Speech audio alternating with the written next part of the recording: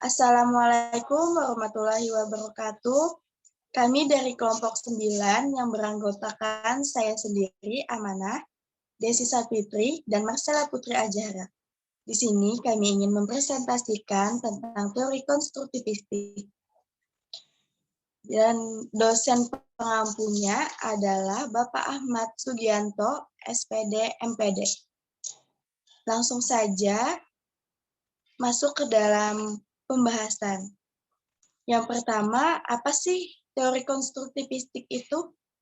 Teori konstruktivistik itu adalah merupakan metode pembelajaran yang lebih menekankan pada proses dan kebebasan dalam mengendalikan pengetahuan serta upaya dalam mengonstruksi pengalaman atau dengan kata lain, teori ini memberikan kreatifan kepada siswa untuk belajar menentukan sendiri kompetensi, pengetahuan, dan teknologi dalam hal lain yang diperlukan guna mengembangkan dirinya sendiri. Adapun pengertian teori konstruktivistik menurut para ahli. Yang pertama, menurut Tobin dan Thomas.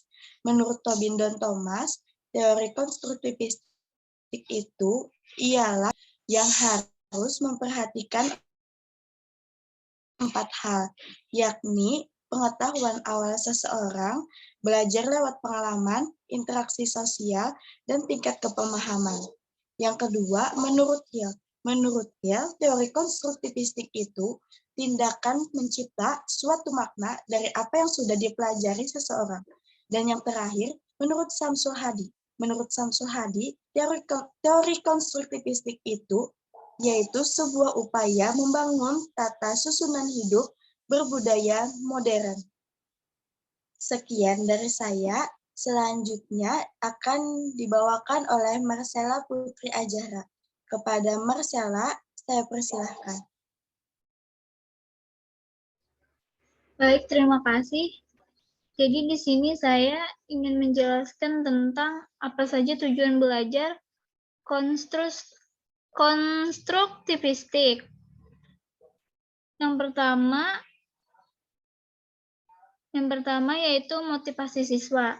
Adanya motivasi siswa bahwa belajar adalah tanggung jawab siswa itu sendiri. Yang kedua, mengembangkan kemampuan siswa. Mengembangkan kemampuan siswa untuk mengajukan pertanyaan dan mencari sendiri pertanyaannya. Yang ketiga, membantu siswa memahami suatu konsep. Membantu siswa untuk mengembangkan pengertian dan pemahaman suatu konsep itu secara lengkap. Yang keempat, membuat siswa berpikir mandiri, yaitu mengembangkan kemampuan siswa untuk menjadi pemikir yang mandiri.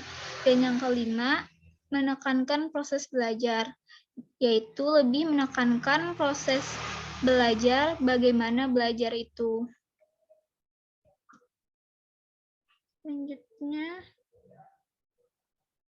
Selanjutnya materi tentang unsur konstruktivistik.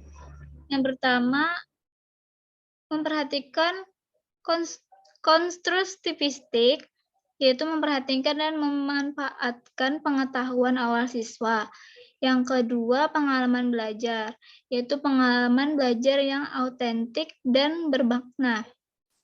Dan yang ketiga, lingkungan sosial, yaitu adanya lingkungan sosial yang kondusif.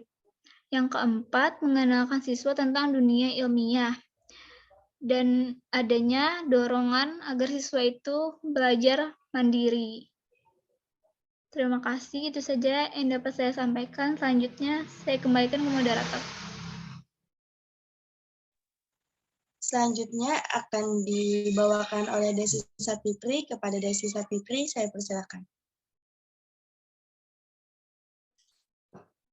Terima kasih, Mana.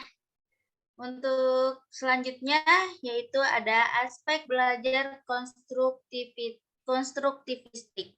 Nah, di sini ada 5 konsep belajar konstruktivistik.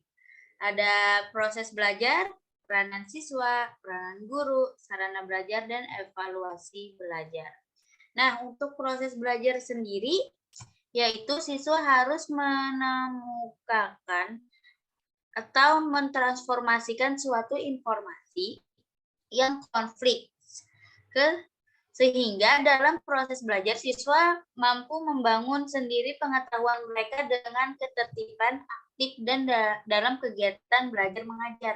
Jadi siswa ini dapat aktif dalam kegiatan belajar mengajar dengan cara mentransformasikan informasi.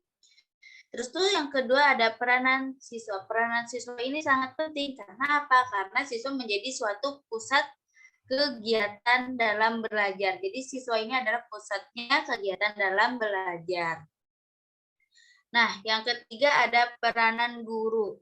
Nah, peranan guru juga sangat berperan penting karena apa? Guru yang membantu siswa untuk membentuk pengetahuannya sendiri dalam proses pelajaran dalam proses belajar dan pembelajaran.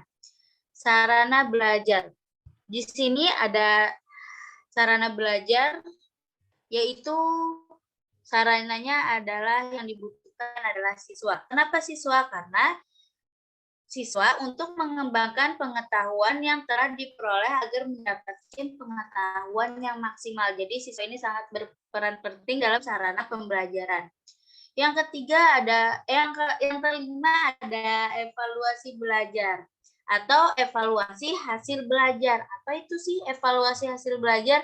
Nah, evaluasi merupakan kegiatan utuh dari belajar yang menekankan pada keterampilan proses baik individu maupun kelompok. Jadi hasil dari belajar tersebut.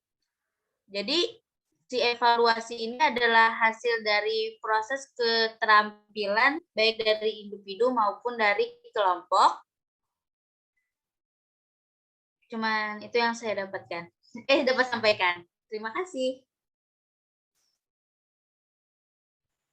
Dengan berakhirnya materi yang disampaikan oleh Desi Sapitri, maka berakhir juga presentasi kami kali ini. Salah hilap mohon maaf. Wassalamualaikum warahmatullahi wabarakatuh.